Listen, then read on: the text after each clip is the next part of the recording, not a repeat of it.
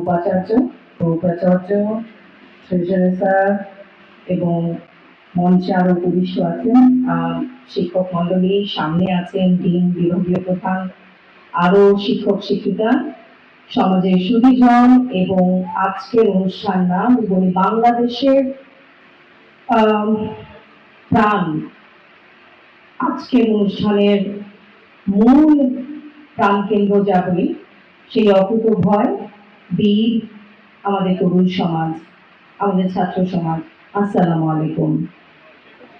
আমি আজকে এই 11 জুলাই যে মুহূর্তে বা যে অনুষ্ঠান বা যে দিনকে কেন্দ্র করে আমাকে আমন্ত্রণ জানানো হয়েছে এবং এই কুমিল্লা বিশ্ববিদ্যালয় যার শুরু থেকে তার জন্মলগ্ন থেকে আমাদের কোনো না কোনো ভাবে সম্পৃক্ততা আছে, সেই বিশ্ববিদ্যালয়ে প্রথমবারের মতো আসা, সেই বিশ্ববিদ্যালয়ে 11 জুলাইয়ের মতো একটা দিনে আমার দাঁড়িয়ে কথা বলতে পারা আমার জন্য অত্যন্ত সম্মানের এবং যে ইতিহাসকে কেন্দ্র করে গত 2 বছর আগে সংগঠিত যে ইতিহাসকে কেন্দ্র করে আজকের এই দিনকে প্রতিরোধ দিবস ঘোষণা করা, তা চিন্তা করতে গর্বে বুকটা ভরে ওঠে, শ্রদ্ধায় মাথা নত হয়ে আসে। এই প্রতিরোধ দিবসের সাথে সম্পৃক্ত সকল ছাত্রছাত্রী, শিক্ষক শিক্ষিকা, প্রশাসনের যদি কেউ থেকে থাকেন সেদিন, শ্রমিক, সাধারণ নাগরিক, ব্যবসায়ী, সকল শ্রেণী পেশার মানুষ যারা পাশে ছিলেন আমাদের ছাত্রদের পাশে, সকলকে আমার তরফ থেকে সম্মান জানাচ্ছি। আমি আসলে অনেক আমাদের পূর্ববর্তী বক্তারা বলে গেছেন এই 11 জুলাইয়ের উত্থান কেন হলো, কিংবা আমি যদি আজকে প্রশ্ন করি যে 11 জুলাই প্রতিরোধ দিবসটা কেন হয়েছিল, অথবা আজকে আমরা এটাকে কেন স্মরণ করে রাখতে চাচ্ছি।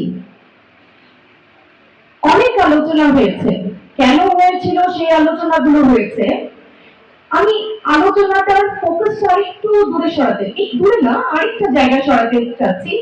প্রতিরোধ দিবসের বিজয়টা অর্জিত হয়েছিল কেন? আমাদের নানা সময়ে আলোচনাটা কিন্তু ঘুরে ফিরে আসে।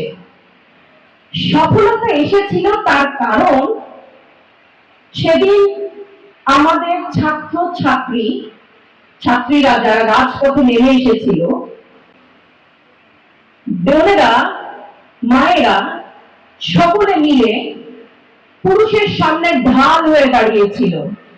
আবার নারীদের, ছাত্রীদের রক্ষার্থে ভাইয়েরা, ছাত্ররা এক অটল একটা প্রাচীরের মতো দাঁড়িয়েছিল। একে অপরকে এই যে তাদের প্রতি সম্প্রীতি, তাদের প্রতি রক্ষার যে একতা, সেই ইস্পাত কঠিন যে ঐক্য, সেই ঐক্যটা ছিল শক্তির মূল মন্ত্র। আলহামদুলিল্লাহ, সেই ঐক্যের কারণে কিন্তু তার পরবর্তী খুব অল্প কিছু সময় বা একটা সময়, অল্প হলেও 36 দিন